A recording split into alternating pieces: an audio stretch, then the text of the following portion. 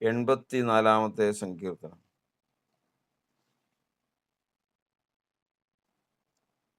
സംഗീത പ്രമാണിക്ക് ഗദ്യരാഗത്തിൽ കൊരഹൂത്തന്മാരൊരു സങ്കീർത്തനം. സൈന്യങ്ങളെ യഹോവേ, തിരുനിവാസം എത്ര മനോഹരം! എൻ്റെ ഉള്ളം യഹോവയുടെ പ്രാകാരങ്ങളെ വാഞ്ചിച്ച് മോഹിച്ചു പോകുന്നു. എൻ്റെ ഹൃദയവും എൻ്റെ മാംസവും ജീവനുള്ള ദൈവത്തെ നോക്കി ഘോഷിക്കുന്നു. കുരികിലൊരു വീടും മേവൽപക്ഷി കുഞ്ഞുങ്ങൾക്കൊരു കൂടും കണ്ടെത്തിയിരിക്കുന്നു. എൻ്റെ രാജാവും എൻ്റെ ദൈവവുമായ സൈന്യങ്ങളെ യഹോവേ, നിന്റെ യാഗപീഠങ്ങളെ തന്നെ. നിന്റെ ആലയത്തിൽ വസിക്കുന്നവർ ഭാഗ്യവാന്മാർ, അവർ നിന്നെ നിത്യം സ്തുതിച്ചുകൊണ്ടിരിക്കും. ബലം നിന്നുള്ള മനുഷ്യൻ ഭാഗ്യവാൻ, ഇങ്ങനെയുള്ളവരുടെ മനസ്സിൽ സിയോനിലേക്കുള്ള പരിപാടികളുണ്ട്. കണ്ണുനീർ താഴ്വരയിൽ കൂടി കടക്കുമ്പോൾ അവർ അതിനെ ജലാശയമാക്കി തീർക്കുന്നു. മുൻമഴയാൽ അത് അനുഗ്രഹപൂർണ്ണമായി തീരുന്നു. അവർ മേൽക്കുമേൽ ബലം പ്രാപിക്കുന്നു. എല്ലാവരും സിയോനിൽ ദൈവസന്നിധിയിൽ ചെന്നെത്തുന്നു. സൈന്യങ്ങളുടെ ദൈവമായ യഹോവേ, എൻ്റെ പ്രാർത്ഥന കേൾക്കണമേ. യാക്കോബിൻ്റെ ദൈവമേ, ചെവിക്കൊള്ളണമേ. ഞങ്ങളുടെ പരിചയമായ ദൈവമേ, നോക്കണമേ. നിന്റെ അഭിഷിക്തന്റെ മുഖത്തെ കടാക്ഷിക്കണമേ. നിന്റെ പ്രാകാരങ്ങൾ കഴിക്കുന്ന ഒരു ദിവസം വേറെ 1000 ദിവസത്തേക്കാൾ ഉത്തമമല്ലോ. ദുഷ്ടന്മാരുടെ കൂടാരങ്ങളിൽ പാർക്കുന്നതിനേക്കാൾ എൻ്റെ ദൈവത്തിൻ്റെ ആലയത്തിൽ വാതിൽ കാവൽക്കാരനായിരിക്കുന്നത് എനിക്ക് ഏറെ ഇഷ്ടം. യഹോവയായ ദൈവം സൂര്യനും പരിചയമാകുന്നു. യഹോവ കൃപയും മഹത്വവും നൽകുന്നു. നേരോടെ നടക്കുന്നവർക്ക് അവനൊരു നന്മയും മുടക്കുകയില്ല. സൈന്യങ്ങളുടെ യഹോവേ, നിന്നിൽ ആശ്രയിക്കുന്ന മനുഷ്യൻ ഭാഗ്യവാൻ. പരിശുദ്ധനായ ദൈവമേ, സ്വർഗസ്ഥ പിതാവേ, ഈ നല്ല സമയത്തിനായി ഞങ്ങൾ കർത്താവിനെ സ്തുതിക്കുന്നു. കർത്താവെ, അവിടുത്തെ സന്നിധിയിൽ ഞങ്ങളിതാ ആരാധനയ്ക്കായി കൂടി വന്നിരിക്കുന്നുവല്ലോ. ഞങ്ങൾക്ക് വേണ്ട നന്മ, ശക്തി ഇതൊക്കെയും കർത്താവ് സ്വർഗത്തിൽ നിന്ന് നൽകി തരണം. ദൈവത്തിൻ്റെ വചനത്തിൻ്റെ ആഴം ഞങ്ങൾക്ക് വെളിപ്പെടുത്തണം. ഞങ്ങളുടെ മേൽ ദുഷ്ടൻ്റെ കരം വരാതെ വണ്ണം കർത്താവെ, ഞങ്ങൾക്ക് കർത്താവ് തീമതിലായിരിക്കണം. അനേകർ കർത്താവിൻ്റെ നാമത്തിൽ ഈ ആരാധന മുഖാന്തരം വെളിച്ചം കാണുവാൻ, കർത്താവിൻ്റെ നാമത്തിൽ ദൈവമേ പ്രാണൻ സംസാരിപ്പാൻ, വിടുതൽ പ്രാപിപ്പാൻ, പൂർണ്ണ സമാധാനത്തിൽ എത്തിച്ചേരുവാൻ ഇടയാക്കുമാറാകണം. കർത്താവ് കാത്തോളമേ, അനുഗ്രഹിക്കണമേ. നന്മകൾക്കായി സ്തോത്രം. എല്ലാ ഭൂമിയിലുള്ള എല്ലാ വിശുദ്ധന്മാർക്കുമായി സ്തോത്രം ചെയ്യുന്നു. എല്ലാ ആരാധനയ്ക്കുമായി സ്തോത്രം.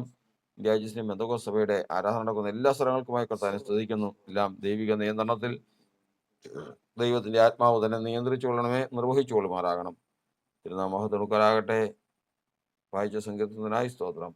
യേശുവിൻ്റെ നാമത്തിൽ നമുക്കിരിക്കാം. കർത്താവിൻ്റെ പരിശുദ്ധ നാമത്തിന് മഹത്വം ഉണ്ടാകുമാറാകട്ടെ.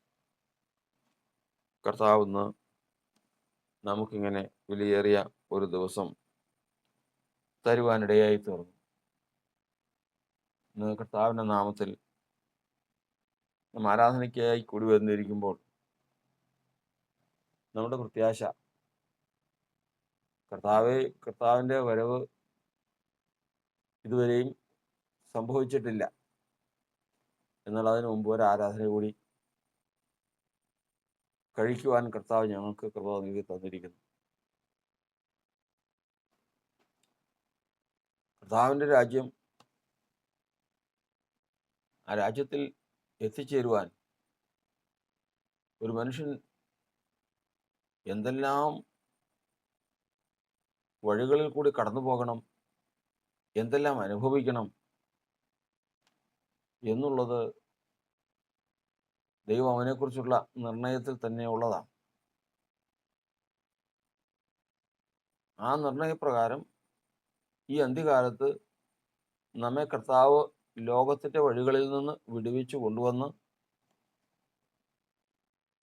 എന്നെ ആരാധിപ്പാൻ എൻ്റെ ജനത്തെ വിട്ടയക്കുക എന്നുള്ള കർത്താവിൻ്റെ കൽപ്പന പ്രകാരം കർത്താവ് കൊണ്ടുവന്ന് ദൈവത്തിൻ്റെ സഭയിലേക്ക് ചേർത്തിരിക്കുകയാണ്. ഇനി ഇവിടെ നിന്നുകൊണ്ട് നാം കർത്താവിനെ ആരാധിക്കുകയും പ്രാർത്ഥിക്കുകയും സ്തുതിക്കുകയും മഹത്വപ്പെടുത്തുകയും ചെയ്ത്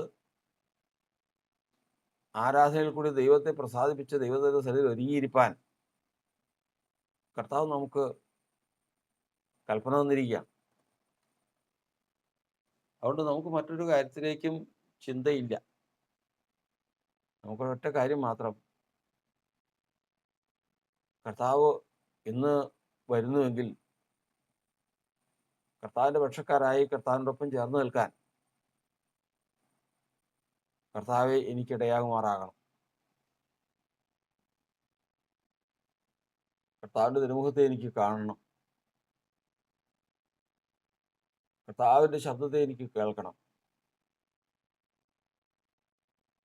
ക്രിസ്തുവിന്റെ പരിജ്ഞാനത്തെ എനിക്ക് ഗ്രഹിക്കണം. കർത്താവ് നല്ലവനെന്ന് രുചിച്ചറിയണം. ഈ കാര്യങ്ങളൊക്കെയും ചെയ്ത് ഒരിക്കലും ലോകത്തിലേക്ക് ശ്രദ്ധ തിരിയാതെ നിൽക്കുന്ന ഒരു കൂട്ടമാണ് കർത്താവ് ആഗ്രഹിക്കുന്നത്. രുചിയിൽ ഈ ലോകത്തിൽ കർത്താവിൽ നിന്ന് അനുഭവിക്കാത്ത എന്തെങ്കിലും ഉണ്ടെങ്കിൽ അത് നമ്മുടെ കുറവാണ്. നമുക്ക് രുചികരമായിട്ടുള്ള പല കാര്യങ്ങളും ലോകത്തുണ്ട്. ലോകത്ത് നമുക്ക് എത്രയോ ശ്രേഷ്ഠമായിട്ടുള്ള ഭക്ഷണങ്ങളുണ്ട്. അതിനേക്കാളെല്ലാം ശ്രേഷ്ഠമാണ് ഒന്ന് കർത്താവിൻ്റെ വചനം, രണ്ട് കർത്താവ് നമുക്ക് തന്നിരിക്കുന്ന പ്രവർത്തികൾ, മൂന്ന് കർത്താവിൻ്റെ നന്മ അനുഭവിച്ചറിയുക എന്നുള്ളത്. ഇത് മൂന്നും ഈ ലോകത്തിലെ ഭക്ഷണത്തേക്കാൾ ശ്രേഷ്ഠമാണ് ദൈവസന്നിധി എന്ന് നമ്മൾ മനസ്സിലാക്കാനുള്ള മാർഗമാണ്. ദൈവത്തിൻ്റെ വചനം അണ്ണാക്കിന് മധുരമാണ്. മകനെ, തേൻ തിന്നുക, അതിൻ്റെ അണ്ണാക്കിന് മധുരമാണ്. അതുപോലെ തന്നെയാണ് ദൈവത്തിൻ്റെ ജ്ഞാനമെന്ന് ഓർത്തു കൊള്ളുക. സദൃശവാക്യങ്ങൾ പറഞ്ഞിരിക്കുന്നത്.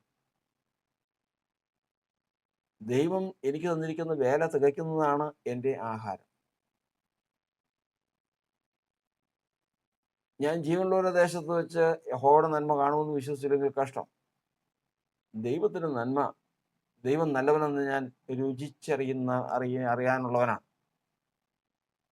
ഈ കാര്യങ്ങൾ യഥാവിധം അനുഭവിച്ചവൻ അവൻ്റെ രുചി കൊണ്ട് അവൻ ലോകത്തിലേക്ക് തിരിയില്ല. എത്ര മധുരം ഉണ്ടായിക്കോട്ടെ, എത്ര രുചി ഉണ്ടാകട്ടെ, എത്ര ശ്രേഷ്ഠമായിക്കോട്ടെ, ഭക്ഷണം എന്ന് പറഞ്ഞു കഴിഞ്ഞാൽ യഥാർത്ഥത്തിൽ ശ്രേഷ്ഠതരമായ, അതായത് ലോകത്തെ അനുഭവിപ്പാൻ തന്നെ ജനിച്ചിട്ടുള്ളവരും അതിനുവേണ്ടി പ്രയത്നിക്കുന്നവരുമുണ്ട്. അവരുടെയൊക്കെ ഭക്ഷണം നമ്മൾ കണ്ടിട്ടില്ല. അത്ര ഭയങ്കരമാണ് അവരുടെ ഭക്ഷണം എന്ന് പറയുന്നത്. നമ്മൾ നല്ലൊരു ഭക്ഷണം എന്ന് പറയുമ്പോൾ ചിക്കൻ, മട്ടൻ, അല്ലെങ്കിൽ വിലയേറിയ മാംസം, അല്ലെങ്കിൽ വിലയേറിയ വസ്തുക്കൾ, ഇങ്ങനെയൊക്കെയുള്ള കാര്യങ്ങളാണ്. അങ്ങനെയൊന്നുമല്ല. അതായത് ഒരു പാനീയത്തിന്, ഒരു കുപ്പി പാനീയത്തിന് ലക്ഷങ്ങൾ വിലമതിക്കുന്ന പാനീയങ്ങളുണ്ട്. ഒരിക്കലും ഒരാൾ എന്നോട് പറഞ്ഞു, നമ്മളുടെ ജീവിതത്തിൽ നമ്മൾ പറയും നല്ല രുചിയുള്ള ഭക്ഷണം നമ്മൾ കഴിച്ചിട്ടുണ്ട്, നല്ല ടേസ്റ്റുള്ള പാനീയം നമ്മൾ കഴിച്ചിട്ടുണ്ട്, ഇതൊക്കെ നമ്മൾ പറയും. ഒന്നുമില്ല. അന്ന്, അതായത് ഇന്നത്തേക്ക് ഏകദേശം 40 വർഷം മുൻപ്, അന്ന് അദ്ദേഹം പറഞ്ഞ ഫ്രാൻസിൽ ഒരു രാജ്യം, ആ രാജ്യത്ത് അദ്ദേഹം പോയതാണെന്ന് തോന്നുന്നു. അവിടെ അന്നത്തെ വിലയാണ് 40,000-നും 50,000-നും ഇടയ്ക്ക് വില വരും ഒരു കുപ്പിക്ക്. എന്ന് പറഞ്ഞാൽ മദ്യമല്ല, അത് ഒരു പ്രത്യേക പാനീയമാണ്. എന്നാൽ അതിൽ മദ്യം ഉണ്ടായിരിക്കാം, നമുക്കറിയാൻ പാടില്ല. അന്നത്തെ കാലത്ത് 50,000 രൂപ എന്ന് പറഞ്ഞാൽ ഇന്ന് രൂപ എത്രയായി? ഇന്ന് 50 ലക്ഷത്തിന് മതിക്കുന്ന കാലമാണ്. 40 വർഷം മുമ്പാന്ന് പറഞ്ഞു. അത്ര, കാരണം അത് ജീവിതത്തിൽ ഒരല്പമെങ്കിലും ഒരു മനുഷ്യൻ കഴിച്ചിരിക്കണം എന്ന് അദ്ദേഹം എന്നോട് പറയും. അപ്പൊ ഞാൻ പറഞ്ഞു വരുന്നതിൻ്റെ സാരം, നമ്മളൊന്നും കഴിച്ചിട്ടില്ല ഇങ്ങനെ ഈ ലോകത്തിൻ്റെ ശ്രേഷ്ഠതയൊന്നും.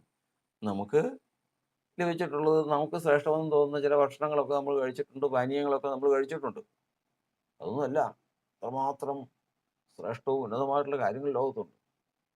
എന്നാൽ വചനം പറയുന്നത്, നമ്മളീ പറഞ്ഞ ചില കാര്യങ്ങൾ പറഞ്ഞു. ഒന്ന്, ദൈവത്തിൻ്റെ കൽപ്പന, ദൈവത്തിൻ്റെ വചനം അണ്ണാക്കിന് മധുരമാണ്, വചനം കഴിക്കുന്നു. രണ്ടാമത്, ദൈവത്തിൻ്റെ ജ്ഞാനം പ്രാപിക്കുന്നത്. മകനെ, തേൻ തിന്നുക, തേൻ കെട്ട നിന്റെ അണ്ണാക്കിന് മധുരമാണ്. മൂന്നാമത്തത്, ദൈവം എനിക്ക് വെച്ചിരിക്കുന്ന പ്രവൃത്തികൾ തികയ്ക്കുന്നതാണ് എൻ്റെ ആഹാരം. അടുത്തതാണ് ദൈവം ചെയ്ത നന്മ. യഹോവ നല്ലവനെന്ന് രുചിച്ചറിയുകയും. ഇത്രയും കാര്യങ്ങൾ യഥാവിധം ഈ ലോകത്ത് അനുഭവിച്ചവൻ. ഇപ്പൊ നമ്മൾ ആദ്യം പറഞ്ഞതുപോലെ ഈ ലോകത്തിലെ ഭക്ഷണമോ പാനീയങ്ങളോ എത്ര വില കൂടിയതാകട്ടെ, തൃഷ്ണ, അതായത് ജീവനെ ത്രസിപ്പിക്കുന്ന, ഭൂതിയെ ഇളക്കുന്ന അത്രമാത്രം ഭയങ്കരമായിട്ടുള്ള ഭക്ഷണങ്ങളെ നോക്കിക്കൊണ്ടാണ് വചനം പറയുന്നത്. പറ്റില്ല, ഇതിൻ്റെ ഒപ്പം നിൽക്കില്ല. എപ്പോഴും ഓർത്തോളണം, എൻ്റെ നാവിനും അണ്ണാക്കിനും ദൈവവചനവും ദൈവജ്ഞാനവും തന്ന മാധുര്യം മറ്റൊന്നിനും എനിക്ക് കിട്ടുകയില്ല. എൻ്റെ ദൈവത്തിൻ്റെ വേല ഞാൻ തികയ്ക്കുമ്പോൾ ഞാൻ കഴിക്കുന്ന ഭക്ഷണം പോലെ ഒരു ഭക്ഷണവും, എൻ്റെ ആത്മാവ് കഴിക്കുന്ന ഭക്ഷണം പോലെ ഒരു ഭക്ഷണവും ഒക്കുകയില്ല. എൻ്റെ കർത്താവ് നല്ലവനെന്ന് ഞാൻ രുചിച്ചറിയുമ്പോൾ അതിനോടൊപ്പം ഈ ലോകത്തുള്ള ഒന്നും സമമാകുകയില്ല. ഇത് അനുഭവിച്ചവനായിരിക്കണം കർത്താവിനെ കാത്തിരിക്കുന്നത്. പിൻപിലുള്ളതിനെ മറന്നെന്ന് പറഞ്ഞാൽ അത് മറന്നതായിരിക്കണം. ഒരു ഓർമ്മ മനുഷ്യന് വരാതെ മനുഷ്യന്റെ ഹൃദയത്തിലുള്ള വേറൊരു ഓർമ്മ വിട്ടുകളയില്ല. ഒരു ഓർമ്മ വിട്ട് ലഭിക്കാതെ ഒരു ഓർമ്മ വിട്ടുകളയില്ല. ഒരു സ്ഥലത്ത് ചെല്ലുമ്പോ അവിടെ ഒരു ഇതില് കിടക്കുകയാണ്, ഒരു ദ്വീപില് ഒരു മനുഷ്യൻ യാത്ര ചെയ്ത് ചെല്ലുമ്പോ അവിടെ കറുത്ത ഒരു കല്ലുണ്ട്. അതിന് ഒരു പ്രത്യേക പേരാണ്, അന്യദൈവങ്ങളുടെ പേര് പറയുന്നതുകൊണ്ട് ഞാനിപ്പോൾ അത് പറയുന്നില്ല. ആ കല്ലെന്ന് അതിന് പറയണം. ഈ കല്ലുകൾ കൂട്ടമായിട്ട് കിടക്കുക. ഈ കല്ല് കണ്ടു കഴിഞ്ഞപ്പോ അവിടെ ആൾപെരുമാറ്റം ഇല്ലാത്തൊരു സ്ഥലമാണ്, പുതിയതായിട്ട് ചെന്ന ഒരു സ്ഥലമാണ്. ഇവിടെ ആള് താമസമില്ല. നോക്കിയപ്പോ ഈ കല്ലിന് നല്ല വിലയുള്ളതാ. ഈ കല്ല്, ഒരു ചാക്ക് കല്ല് പെറുക്കിക്കൊണ്ട് പോയാൽ തനിക്ക് ധനവാനാകാം. കാരണം അത് ലോകത്ത് നല്ല വിലപിടിപ്പുള്ള ഒരു കല്ലുകളാണ്. അതിങ്ങനെ കൂട്ടമായിട്ട് കിടക്കുന്നു, ചെതറിക്കിടക്കുന്നത് പോലെ. കുറെ വാരി കുറച്ചുകൂടെ അങ്ങ് ചെല്ലുമ്പോൾ അതിനേക്കാൾ ചൂട് നല്ല കല്ലുകൾ കിടക്കണം. കുറച്ചുകൂടെ അങ്ങ് ചെന്ന് അങ്ങനെ എന്ത് വേണ്ട, കുറച്ചൊക്കെ ചെന്ന് കഴിഞ്ഞപ്പോഴാണ് മനസ്സിലാകുന്നത്, അയ്യോ, ഈ ലോകത്തിലെ സകല ഇന്നത്തെ വിലയ്ക്ക് അന്ന് ഉണ്ടായിരുന്ന മൂല്യത്തിന് കണക്ക് കൂട്ടുമ്പോൾ ഈ ലോകത്തിലെ സമ്പത്തിൽ നല്ലൊരു ഭാഗം പ്രാപിക്കാൻ തക്കവണ്ണമുള്ള കല്ലുകൾ, വിലയേറിയ കല്ലുകൾ ചിതറിക്കിടക്കുന്നു. ബാക്കിയെല്ലാം മറന്നു. മുൻപ് ചാക്കിൽ കെട്ടിയ കല്ലുകളൊക്കെ മറന്നു, വിട്ടുകളഞ്ഞു. കാരണം ഇത് അധികം പെറുക്കണ്ട, പോക്കറ്റിൽ ഇട്ടാൽ മതി, തൻ്റെ സഞ്ചിയിലിടാവുന്നതേ ഉള്ളൂ. അതിൽ ചിലത് പെറുക്കി കയ്യിൽ വെച്ചു. അപ്പൊ പഴയത് വിട്ടു. പറഞ്ഞതിൻ്റെ കാരണം, ഒന്ന് കാണാതെ ഒന്ന് വിടില്ല. നല്ലൊരു ഓർമ്മ, അതിന് ആധാരമായിട്ടുള്ളത് പ്രാപിക്കാതെ പഴയ ഓർമ്മ വിടില്ല.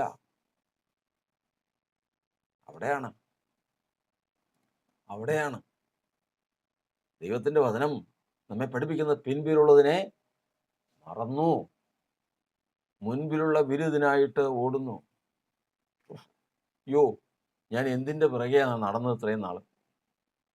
എന്തിന്റെ പിറകെയാണ്? അതെല്ലാം വിട്ട് കളഞ്ഞ് ഞാൻ ആ പരമവിളിയുടെ വിരുദിലേക്ക് ഓടുകയാണ്. എന്ത് കണ്ടെത്തി? വചനം, ജ്ഞാനം, എനിക്ക് കർത്താവ് ചെയ്യാനിരിക്കുന്ന പ്രവൃത്തികൾ, ദൈവത്തിന്റെ നന്മ. ദൈവം നല്ലവനെന്ന് ഞാൻ രുചിച്ചത്. വചനത്തിൽ കൂടി, ജ്ഞാനത്തിൽ കൂടി, തേനിനും തേൻകട്ടയിലും അധികമായ മധുരം എനിക്ക് കിട്ടി. കർത്താവിന്റെ വേല ചെയ്തപ്പോൾ ലോകത്തിലുള്ളതിനേക്കാൾ വലിയ ഭക്ഷണം എനിക്ക് എൻ്റെ പ്രാണന് ലഭിച്ചു.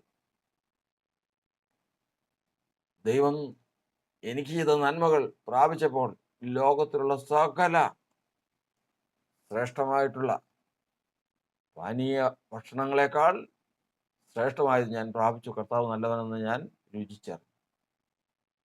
ഇനി എൻ്റെ വായും എൻ്റെ ഉദരവും ഈ ലോകത്തിലേക്ക് എന്നെ തിരിക്കുകയില്ല. ഈ ലോകം എന്നെ സ്വാധീനിക്കുകയില്ല. യാതൊരു ഓർമ്മയും. ശത്രുവിൻ്റെ ഏറ്റവും വലിയ ആയുധമാണ് ഓർമ്മ. പഴയ ഓർമ്മ. വിട്ടുപോകുന്നതിനെ ഓർത്തുവെങ്കിൽ മടങ്ങിപ്പോകാൻ ഇടയുണ്ടായിരുന്നുവല്ലോ. അതിന് ഉപരിയായി കർത്താവ് ഓർപ്പിക്കുന്നതാണ് ഈ സ്വർഗീയമായിട്ടുള്ള ഭക്ഷണം. അത് പ്രാപിച്ച് പിൻപുള്ളതിനെ മറക്കുന്നവൻ ദൈവത്തിൻ്റെ സന്നിധിയിൽ ഓട്ടം ഓടി ആ സ്ഥാനത്തെത്തുവാനിടയായിത്തീരും. ഇങ്ങനെ ഇത് ഒരു ഇന്ദ്രിയത്തെക്കുറിച്ച് മാത്രമേ നമ്മൾ പറഞ്ഞുള്ളൂ. നാവെന്ന് പറയുന്ന ഒരു ഇന്ദ്രിയത്തെക്കുറിച്ച് മാത്രമേ നമ്മൾ ചിന്തിച്ചുള്ളൂ. ഇനി കിടക്കുന്നു കണ്ണ്, കാത്, മൂക്ക്, ത്വക്ക്. ഈ നാലിനും ഇതുപോലെ ഓരോ ചരിത്രങ്ങളുണ്ട്. ഈ നാലും ലോകത്തിലുള്ള ഗന്ധത്തെക്കാൾ ശ്രേഷ്ഠമായിട്ടുള്ള ദൈവിക പരിജ്ഞാനമെന്ന ദൈവിക വാസന,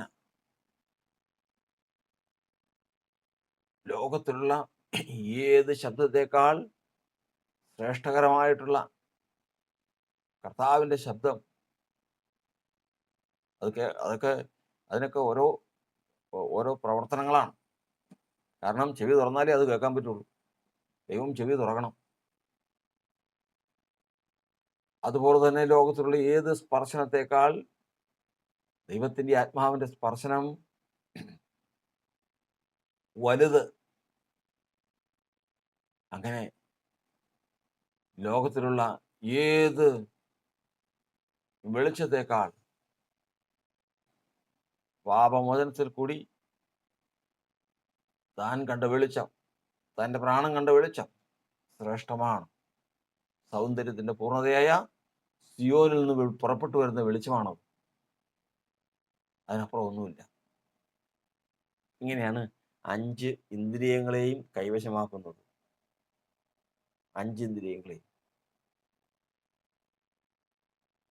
കർത്താവിന് സ്തോത്രം. ഈ 5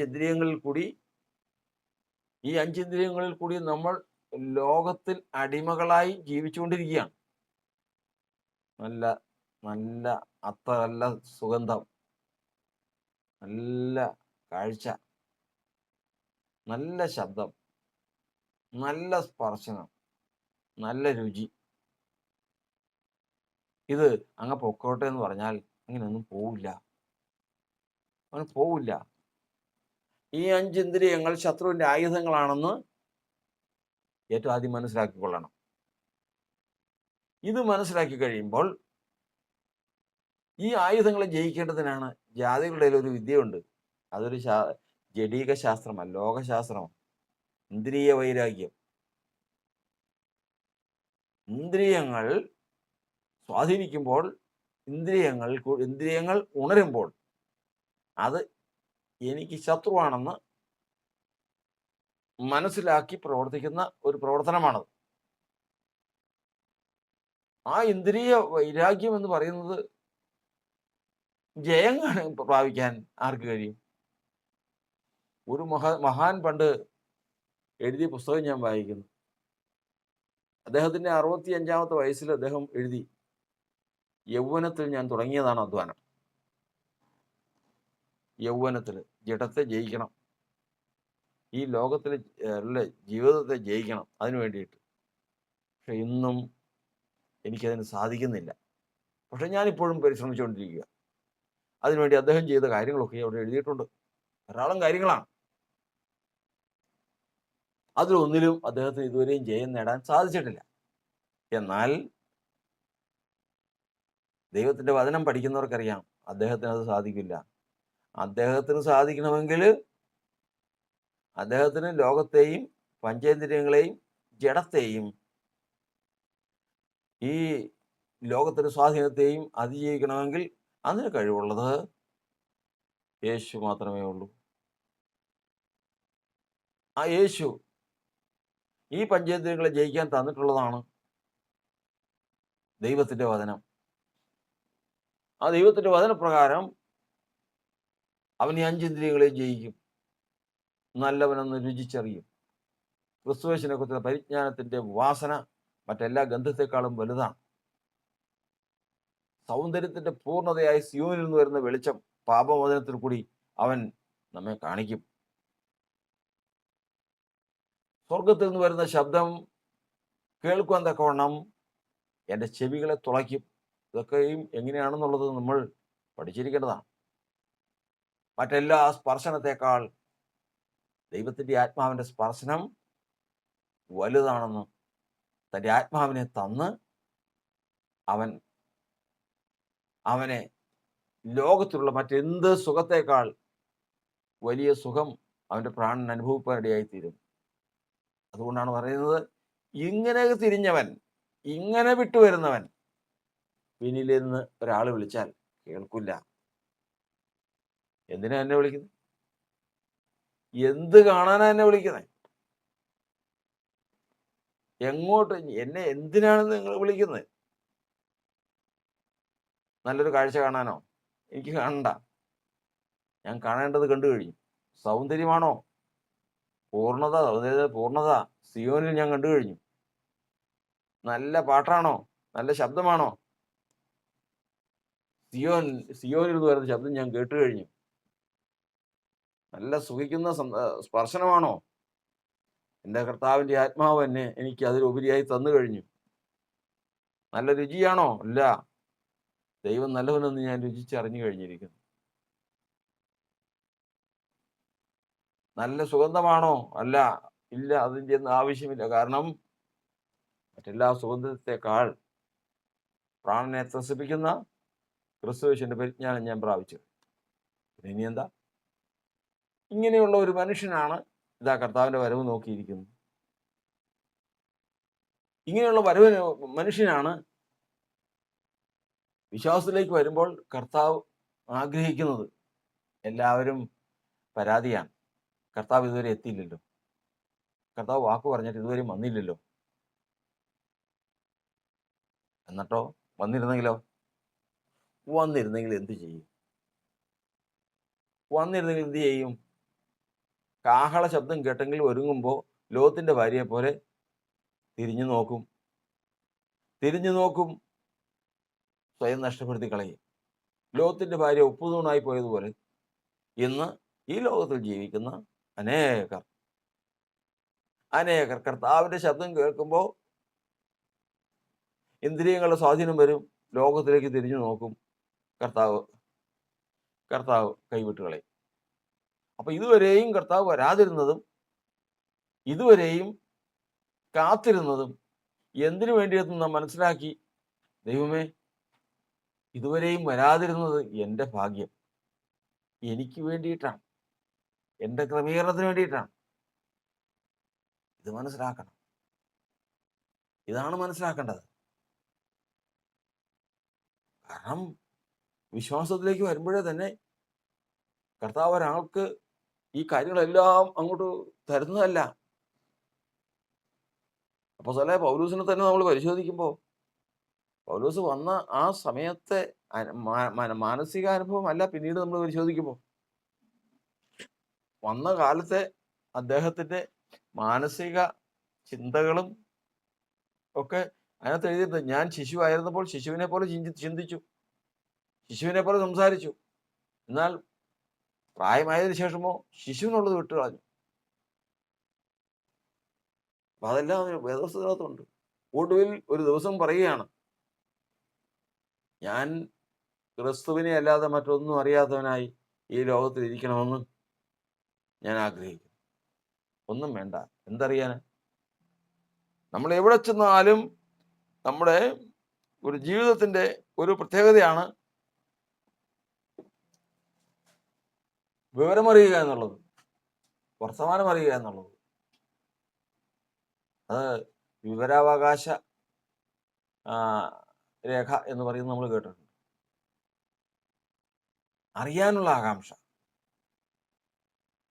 ലോകത്തിലെ ഏറ്റവും വലിയൊരു മനുഷ്യനെ ഭരിക്കുന്ന ഒരു ചിന്തകളാണ്. വിവരമറിയാൻ, ലോകത്തെക്കുറിച്ച് അറിയാൻ. പക്ഷേ കർത്താവിന്റെ വചനം പറയുന്നത് ലോകത്തെ വിട്ട് ഇന്ദ്രിയങ്ങളെ ജയിച്ച്, ജഡത്തെ ജയിച്ച്, ശത്രുവിനെ ജയിച്ചവൻ അവന് തിരിഞ്ഞു നോക്കാനില്ല. ഇവിടെ തിരിഞ്ഞു നോക്കാൻ അവരെക്കുറിച്ചാണ് കർത്താവിന്റെ വചനം പറയുന്നത്.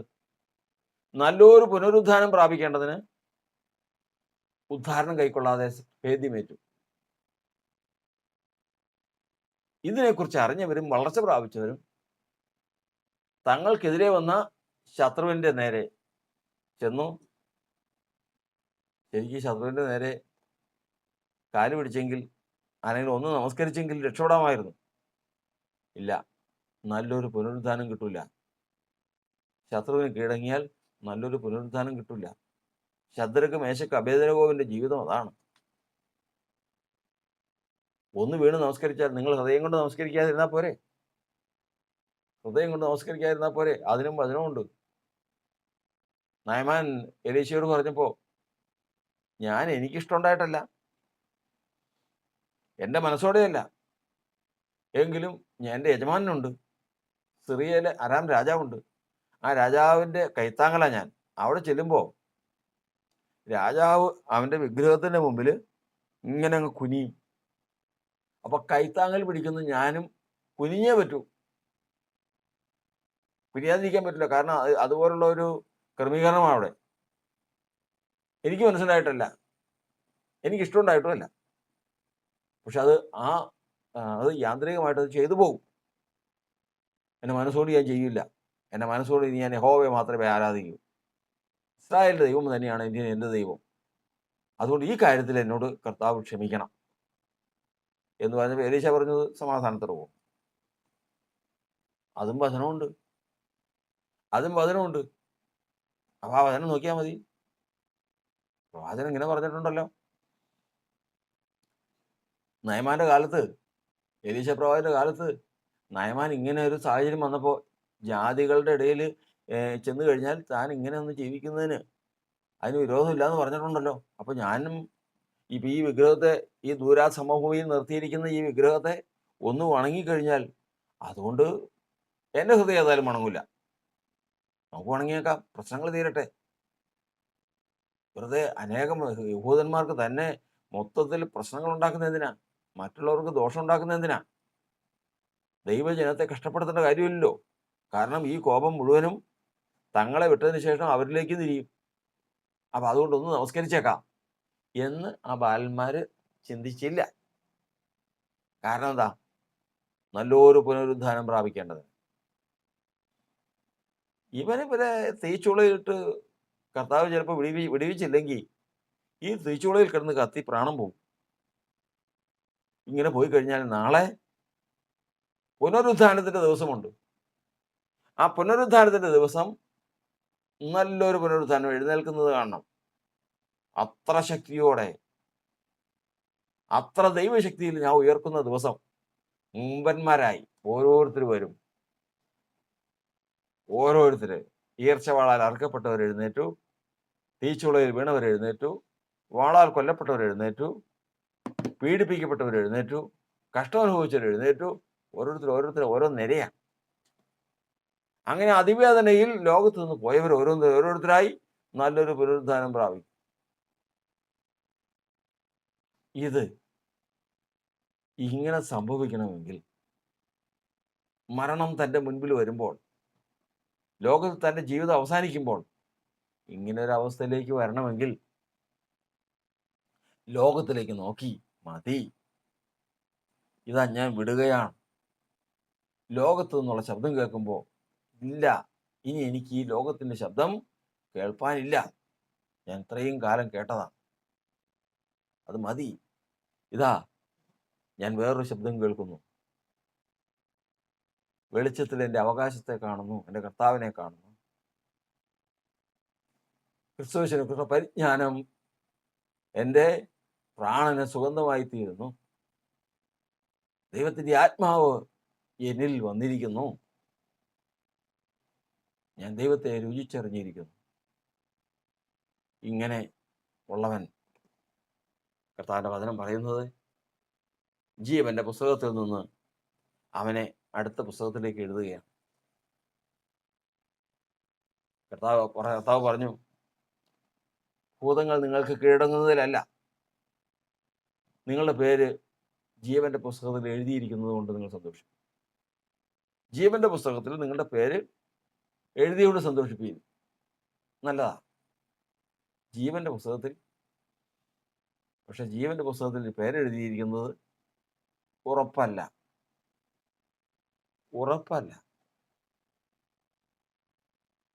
കർത്താവ് ഏലിയോട് പറഞ്ഞതുപോലെ, ശൗലിനോട് പറഞ്ഞതുപോലെ, ശൗലിന് രാജ്യത്വം കൊടുത്തു, അനുഗ്രഹം കൊടുത്തു. ഏലിക്ക് രാജ്യത്വം കൊടുത്തു, ഏലിക്ക് പൗരോഹിത്യം കൊടുത്തു, അനുഗ്രഹം കൊടുത്തു. അന്നത്തെ രാജാവിന് തുല്യമാണ്, അന്നത്തെ രാജ്യത്വത്തിന് തുല്യമാണ് ഏലിക്ക് കിട്ടിയ സ്ഥാനം. എന്നാൽ പറയാത്തൊരു കാര്യം ഉണ്ടായിരുന്നു. എന്താണ്? നിനക്കിന്ന് നീ നിന്റെ തലമുറയും എൻ്റെ മുമ്പാകെ ശുശ്രൂഷിക്കും എന്ന് കർത്താവ് വാക്കു കൊടുത്തപ്പോൾ തന്നെ അതിൽ പറയാത്തൊരു കാര്യമുണ്ട്. അത് പിന്നീടാണ് പറഞ്ഞത്. എന്നെ മാനിക്കുന്നവനെ ഞാൻ മാനിക്കുള്ളൂ. ഞാൻ ഇത്രയും വലിയ കാര്യം ഞാൻ നിനക്ക് ചെയ്തല്ലോ, എന്നെ മാനിക്കുന്നവനെ ഞാൻ മാനിക്കുള്ളൂ. അപ്പോൾ ഏലിയുടെ ഉത്തരവാദിത്വം വാക്ക് പറഞ്ഞവനെ മാനിക്കുക എന്നുള്ളതാണ്. അത് തന്നെ എബ്രായ ലേഖനത്തിൽ നമ്മെ പഠിപ്പിക്കുന്നത്.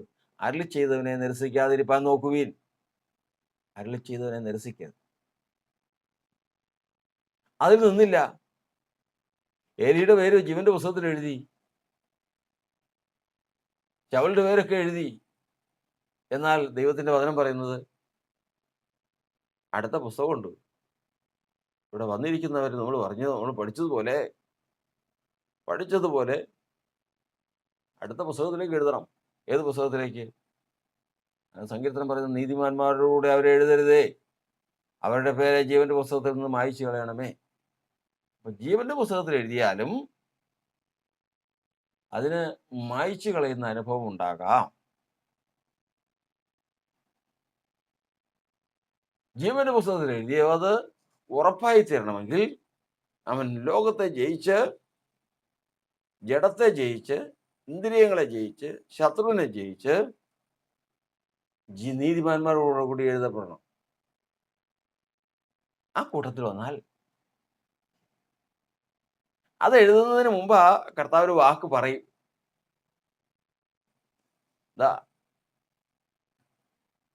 യോബിന്റെ പേര് ജീവന്റെ പുസ്തകത്തിലുണ്ട്. ദൈവഭക്തനാണ്. കർത്താവ് ഒരു ദിവസം പറയുകയാണ്, തൻ്റെ അടുക്കൽ വന്ന ദൈവത്തിന്റെ എതിരാളിയായ സാത്താനോട് പറയുകയാണ്, നീ എവിടെ നിന്ന് വരുന്നു? ഞാൻ ഭൂമിയിലൊക്കെ ഊടാടി സഞ്ചരിച്ചിട്ട് വരുവാണ്. നീ എൻ്റെ ദാസനായ ഇയ്യോബിന്മേൽ ദൃഷ്ടി വെച്ചുവോ? നീ നോക്ക്, അവനെ പോലെ നേരുള്ളവനും നിഷ്കളങ്കനും ദൈവഭക്തനും ദോഷപ്പെട്ട് അകലുന്നവനും ഈ ഭൂമിയിലുള്ള ഒറ്റ മനുഷ്യനുണ്ടോ? നോക്ക്. ഇപ്പൊ മനസ്സിലായി ആരുടെ വായ കൊണ്ടാ പറഞ്ഞിരിക്കുന്നത്? ഉടയവന്റെ വായ കൊണ്ടാ പറഞ്ഞിരിക്കുന്നത്. ഉടയവന്റെ വായ കൊണ്ട് അങ്ങനെ ഒരു സാക്ഷ്യം പറഞ്ഞു കഴിഞ്ഞാൽ എന്താ സ്ഥിതി? നമ്മൾ എബ്രായ ലേഖനത്തിൽ വായിക്കുന്നത്, ഹാനോക്ക് ദൈവത്തോടുകൂടെ നടന്നു. ഹാനോക്ക് ദൈവത്തിൻ്റെ കൂടെ നടന്നേ. എപ്പോഴും ദൈവം അവനെ എടുത്തുകൊണ്ട് നിങ്ങൾ കാണാതെ ദൈവം അവനെ അങ്ങ് എടുത്തു. പക്ഷേ അവൻ എടുക്കപ്പെടുന്നതിന് മുമ്പേ അവൻ ദൈവത്തെ പ്രസാദിപ്പിച്ചു എന്ന് സാക്ഷ്യം പ്രാപിച്ചു. എബ്രായ ലേഖനത്തിൽ നമ്മൾ വായിക്കുന്നതാണ്. എടുക്കപ്പെടുന്നതിന് മുമ്പേ സാക്ഷ്യം പ്രാപിച്ചായിരുന്നു. അപ്പോൾ ഒരു സാക്ഷ്യം എന്ന് പറയുന്ന ഒന്നുണ്ട്. ഒരാൾ വന്നു കഴിഞ്ഞാൽ സാക്ഷ്യം ജീവന്റെ പുസ്തകത്തിൽ വരുന്നവനെല്ലാം, എഴുതുന്നവനെല്ലാം, എഴുതപ്പെടുന്നവനെല്ലാം സാക്ഷ്യമുള്ളവനല്ല. അവൻ കർത്താവിൻ്റെ അടുക്കൽ വന്ന് കർത്താവിൻ്റെ നാമത്തെ വിളിച്ച് അപേക്ഷിച്ച് അവൻ ചെയ്യേണ്ടുന്ന പ്രാരംഭ കാര്യങ്ങൾ കർത്താവിൻ്റെ വിളിയാൽ കർത്താവ് പറഞ്ഞിരിക്കുന്ന കാര്യങ്ങളെല്ലാം ചെയ്യുമ്പോൾ കർത്താവിൻ്റെ വിളി കേട്ടു വന്നു, വിശ്വസിച്ചു, ഏറ്റുപറഞ്ഞു, സ്നാനപ്പെട്ടു, കർത്താവിൻ്റെ ആത്മാവിനെ പ്രാപിച്ചു, വിശുദ്ധ ജീവിതം നയിക്കാൻ തുടങ്ങി. ജീവന്റെ പുസ്തകം ദൈവത്തിൻ്റെ വചനപ്രകാരം ജീവന്റെ പുസ്തകത്തിലേക്ക് എഴുതി. അതുകൊണ്ട് തീർന്നല്ല. പിന്നെ കർത്താവിൻ്റെ വരവിനെ പ്രതീക്ഷിച്ചിരുന്നാൽ കാര്യം നടക്കില്ല. പിന്നെയോ പുസ്തകം എടുത്തതുണ്ട്, നീതിമാന്മാരോട് എഴുതണം. അതിനുവേണ്ടി അതിനു വേണ്ടിയുള്ള പ്രയത്നമാണ് പിന്നീട് ഒരു ജീവിതത്തിൽ. ഇത് തന്നെയാണ് പ്രയത്നം, അധ്വാനമാണ് അതിന്. ഈ ഒരു വാക്ക് പറയുകയാണ്. അപ്പോൾ ഉടയവനാണ് പറഞ്ഞിരിക്കുന്നത് ഇയ്യോബിനെ കുറിച്ച്. എന്തെങ്കിലും ഇവിടെ സംഭവിച്ചില്ല എങ്കിൽ ഇപ്പോൾ അവനെ കർത്താവിൻ്റെ വാക്ക് പ്രകാരം എങ്ങോട്ട് എഴുതും? ജീവന്റെ പുസ്തകത്തിൽ എഴുതിയിരിക്കുന്ന ഇയ്യോബിന്റെ നീതിമാന്മാരോട് എഴുതാൻ പോവാ. അതാ പറഞ്ഞ വാക്ക് കേട്ടപ്പോൾ ശത്രുവിന് മനസ്സിലായി. എതിരില്ല എങ്കിൽ ഇപ്പോൾ ജീവന്റെ പുസ്തകത്തിലേക്ക് നീതിമാന്മാരുടെ കൂടെ അങ്ങ് എഴുതും. നീതിമാന്മാരുടെ കൂടെ എഴുതിയാലുള്ള പ്രശ്നം എന്ന് പറയുമോ? പിന്നെ ശബ്ദിക്കാൻ പറ്റില്ല. എതിരാളിയുടെ വായടയ്ക്കുന്ന സമയമാണ് നീതിമാന്മാരോട് എഴുതുക എന്നുള്ളത്. ആത്മീയ മണ്ഡലങ്ങളിൽ മനുഷ്യനെ കുറിച്ച് ഉയരുന്ന ശബ്ദം കർത്താവിനെ അറിഞ്ഞ് ലോകത്തു നിന്ന് വേർപെട്ട നാൾ മുതൽ രാവും പകലും അപവാദത്തിൻ്റെയും വാദത്തിൻ്റെയും ശബ്ദം പൊങ്ങിക്കൊണ്ടിരിക്കുക. നമ്മൾ ലോകത്തിൽ ജീവിച്ചുകൊണ്ടിരുന്നവരാ, ശത്രുവിൻ്റെ കീഴിൽ ആയിരുന്നവരാ. അന്ന് കുഴപ്പമൊന്നുമില്ലായിരുന്നു. എന്നാൽ കർത്താവ് വിളിച്ചു, കർത്താവിൻ്റെ വിളി കേട്ട് കർത്താവിലേക്ക് വന്നു. ജീവിതം തുടങ്ങിയ സമയം മുതൽ തുടങ്ങിയതാണ് വാദവും അപവാദവും. രണ്ടുമുണ്ട്. ശരിയായ കുറ്റമുണ്ട്, മനുഷ്യനാണല്ലേ, തെറ്റുണ്ട്. ഈ തെറ്റ് മുഴുവനും വിളിച്ചു പറഞ്ഞുകൊണ്ടിരിക്കുക. അവൻ അങ്ങനെ ചെയ്ത് കണ്ടോ, ഇങ്ങനെ ചെയ്ത് കണ്ടോ, ഇങ്ങനെ സംസാരിച്ചത് കണ്ടോ. കർത്താവ് രക്ഷിച്ചു കൊണ്ടുവന്നിട്ട് ഇന്ന് അവൻ്റെ ഹൃദയത്തിലിരിപ്പെന്താ, അവൻ്റെ മനസ്സിലിരിപ്പെന്താ, അവൻ സംസാരിച്ചത് കേട്ടോ, അവൻ പ്രവർത്തിച്ചത് കണ്ടോ. ഇത് ഇങ്ങനെ മുഴുവനും വാദിച്ചുകൊണ്ടിരിക്കുക. ഇനി ഇല്ലാത്തതും പറയും. യോബിനെ കുറിച്ച് പറഞ്ഞതുപോലെ വെറുതെ ആണോ? ഇപ്പൊ കർത്താവ് പറഞ്ഞത് ശരിയാ. അവനെ പോലെ ദൈവഭക്തനില്ല, നേരുള്ളവനില്ല, നിഷ്കളങ്കനില്ല, ദോഷം വിട്ടകലുന്നവൻ ആര്. ശരി, ഇതൊക്കെ ശരി തന്നെയാണ്. എന്താ കാര്യം? എല്ലാ സൗകര്യവും ഒരുക്കി കൊടുത്തതിന് ശേഷം ഇപ്പൊ നമ്മൾ കേട്ടിട്ടുള്ളത് പോലെ സൗദി അറേബ്യയിലുള്ളവർ മദ്യം കഴിക്കില്ല. മദ്യം അതിൽ അധിക ശതമാനം ആളുകളും മദ്യം കഴിക്കില്ല. കർത്താവിൻ്റെ അടുക്കൽ വാദം.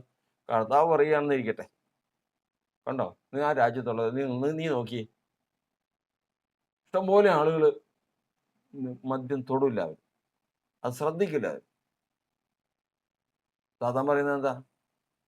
എന്തൊരു അവർക്ക് മദ്യം കഴിക്കില്ലെന്ന് പറഞ്ഞാൽ എന്താ കിട്ടാഞ്ഞിട്ട്? മദ്യം കഴിച്ച് അവിടെ കൊന്നുകളയും.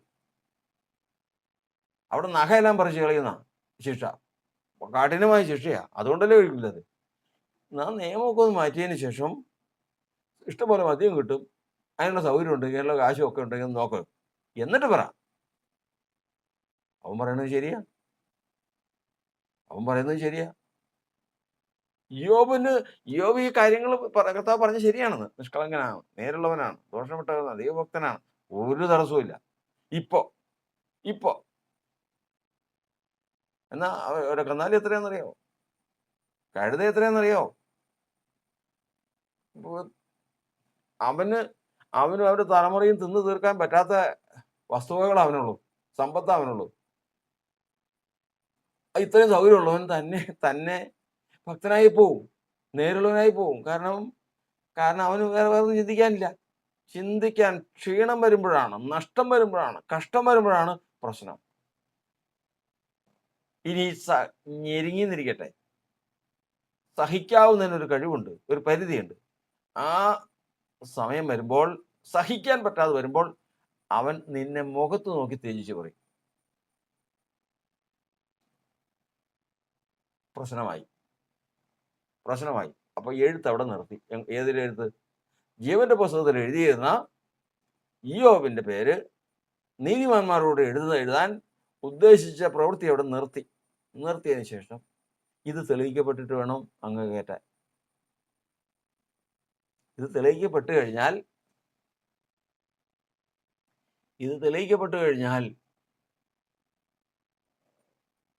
ഇത്രയും കാലത്തെ ജീവിതം വേദപുസ്തകത്തിലില്ല.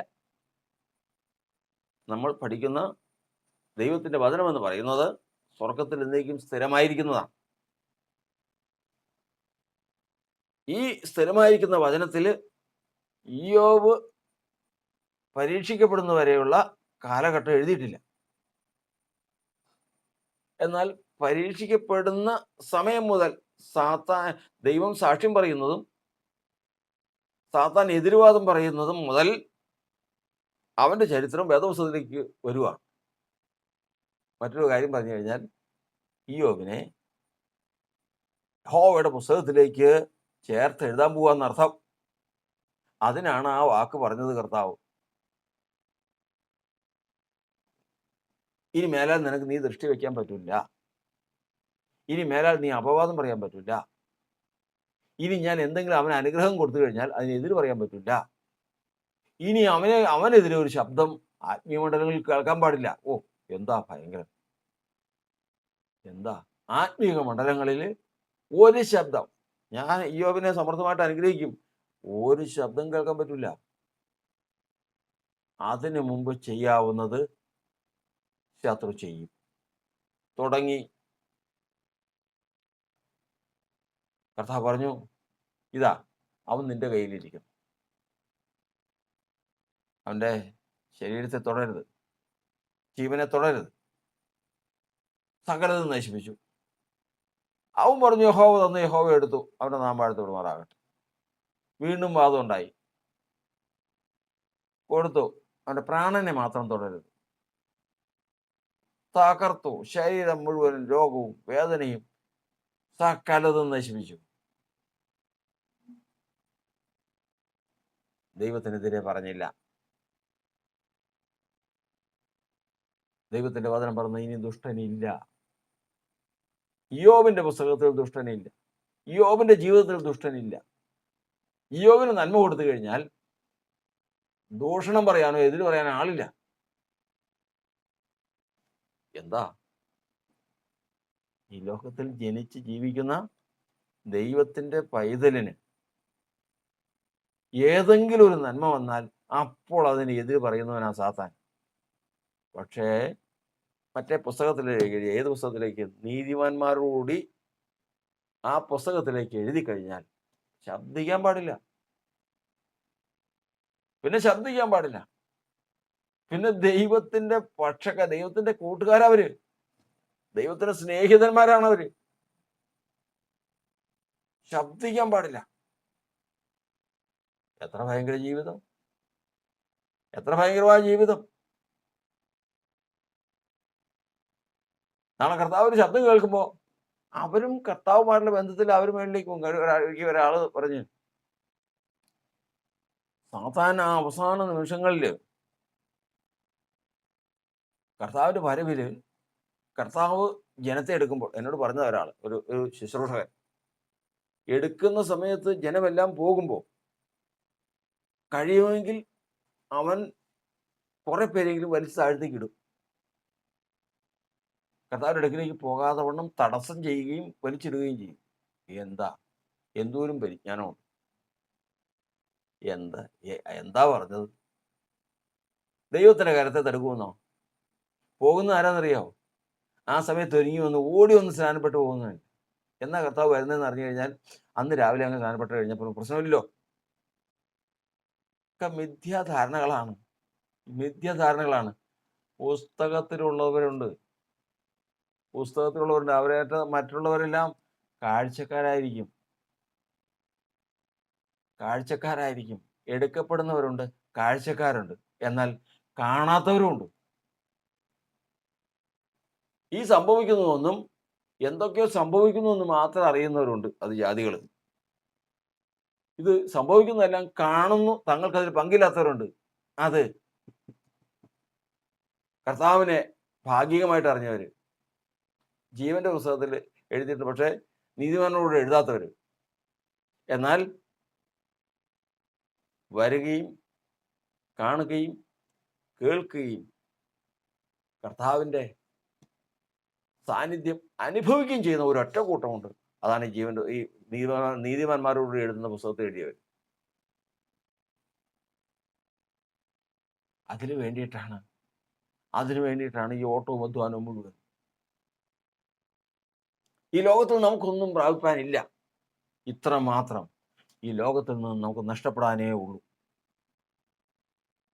ഈ ലോകത്തിൽ നിന്നുള്ള നഷ്ടം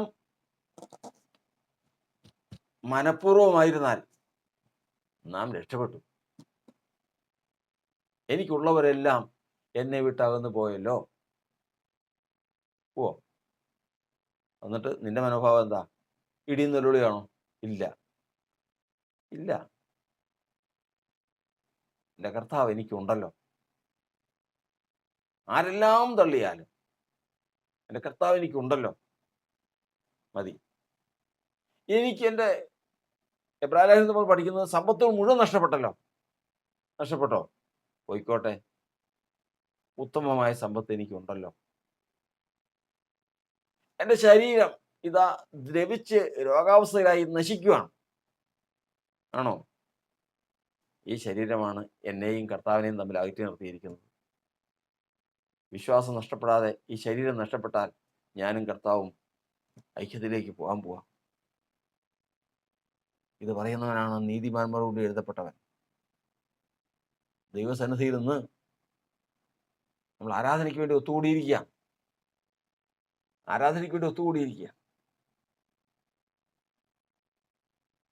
അപ്പോസ്തലൻ പൗലോസ് ചോദിച്ചതുപോലെ ക്രിസ്തുവിന്റെ സ്നേഹത്തിൽ നിന്നെ വേർപിരിക്കുന്നത് ആര്? ദൂതന്മാർക്കോ, വാഴ്ചകൾക്കോ, അധികാരങ്ങൾക്കോ, ഉയരത്തിനോ, ആഴത്തിനോ, ഇപ്പോഴുള്ളതിനോ, വരുവാനുള്ളതിനോ? ഏതിനാ? ഒന്ന് പരിശോധിക്കാം. ഇന്ന് ഞാൻ ഈ ലോകത്തെ വിട്ട് എൻ്റെ കർത്താവിൻ്റെ അടുക്കിലേക്ക് പോകുന്നു എന്നുള്ളതിന് തടസ്സം നിൽക്കുന്ന ഓർമ്മ വിചാരമേത്, അല്ലെങ്കിൽ അനുഭവമേത്? അങ്ങനെ അനുഭവം ഉണ്ടാകാതിരിക്കട്ടെ. വെറുത്തു ലോകം വെറുത്തവരേശുവോട് ചേർന്നിരുന്നെപ്പോഴും ആശ്വസിക്കും. ലോകം വെറുത്തവരേശുവോട് ചേർന്നിരുന്നെപ്പോഴും ആശ്വസിക്കും. ഭാഗ്യകാനാൻ ചേരും വരെ കാത്തിടണേ. ഭാഗ്യകാനാൻ ചേരും വരെ കാത്തിടണേ. യേശു എൻ പക്ഷമായി തീർന്നതിനാൽ എന്താമീ ഭൂവിൽ വാസം. യേശു എൻ പക്ഷമായി തീർന്നതിനാൽ എന്തോരാനന്ദമീ ഭൂവിൽ വാസം. എന്തു മോദം പാർത്തലത്തിൽ ജീവിക്കുന്ന. എന്തു മോദം വാർത്തലത്തിൽ ജീവിക്കുന്ന. ഈ ലോകരാക്ഷേപം ചൊല്ലിയാലും ദുഷ്ടർ പരിഹാസമോദിയാലും. ഈ ലോകരാക്ഷേപം ചൊല്ലിയാലും ദുഷ്ടർ പരിഹാസമോദിയാലും എൻ പ്രാണനാഥൻ പോയതായ പാദമതി. എൻ പ്രാണനാഥൻ പോയതായ പാദമതി. യേശു എൻ പക്ഷമായി തീർന്നതിനാൽ എന്തോരാനന്ദമീ ഭൂവിൽ വാസം. യേശു എൻ പക്ഷമായി തീർന്നതിനാൽ എന്തോരാനന്ദമീ ഭൂവിൽ വാസം. എന്തു മോദം വാർത്തലത്തിൽ ജീവിക്കുന്ന. എന്തു മോദം വാർത്തലത്തിൽ ജീവിക്കുന്ന. ദൈവത്തിന്റെ ജനമായി നാം ഒരുമിച്ച് കൂടിയിരിക്കുമ്പോൾ ഇതാ ഒരാരാധന കൂടി കർത്താവ് നമുക്ക് നൽകിയിരിക്കുക. ദൈവത്തിന്റെ വചനത്തിൽ നമ്മൾ പഠിക്കുന്നത്, ഞങ്ങൾ ഏതിനെ അർപ്പിച്ച് ആരാധിക്കേണ്ടു എന്ന് ഞങ്ങൾ അറിയുന്നില്ല. ആരാധനയ്ക്ക് വേണ്ട പ്രധാനപ്പെട്ട ഘടകമാണ് അർപ്പണം. അബ്രഹാം ആരാധിക്കാൻ പോവുകയാണ്. അർപ്പണം വേണം. എന്താണ് അർപ്പിക്കേണ്ടത്? സകലത്തിനേക്കാൾ, സകല ഭക്ഷണത്തെക്കാൾ, സകല സമ്പത്തിനേക്കാൾ, തൻ്റെ സ്വന്തം ജീവനേക്കാൾ വലിയതായ ഒന്ന് തനിക്കുണ്ട്. അത് ഇസ്ഹാക്കാണ്. അവനെയാണ് അർപ്പിക്കുന്നത്.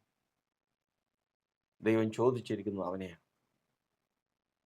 നിങ്ങളെയല്ല, നിങ്ങൾക്കുള്ളതിനെയല്ല, നിങ്ങളെയാണ് ഞാൻ ആഗ്രഹിക്കുന്നത് എന്ന് വചനത്തിലുള്ളതുപോലെ ഇന്നതാ നാം കർത്താവിൻ്റെ അടുക്കിലേക്ക് വന്നിരിക്കുമ്പോൾ നമ്മെ കർത്താവിൻ്റെ അടുക്കിലേക്ക് സമർപ്പിക്കാൻ തടസ്സമായി നിൽക്കുന്ന ഈ ലോകത്തിൻ്റെ ഏതെങ്കിലും സ്വാധീനം നമ്മിലുണ്ടെങ്കിൽ ഇന്ന് നമ്മത് ഉപേക്ഷിച്ച് ദൈവത്തിന് മുമ്പാകെ അർപ്പിച്ചെന്ന് ആരാധിപ്പാൻ കർത്താവ് നമുക്ക് സഹായം നൽകട്ടെ. കർത്താവിൻ്റെ കരുണ നമ്മളൊപ്പം ഇരിക്കുവാനാകട്ടെ. ദൈവങ്ങളിലേക്ക് ഏൽപ്പിക്കാം, പ്രാർത്ഥിക്കാം. യേശുവെ കാത്തുകൊള്ളണം. ദൈവവചനപ്രകാരം തന്നെ ഞങ്ങൾ കർത്താവിൻ്റെ വരവെങ്കിൽ ഒരുങ്ങിയിരിക്കാനുള്ള കൃപ ഞങ്ങൾക്ക് തരുമാറാണ്.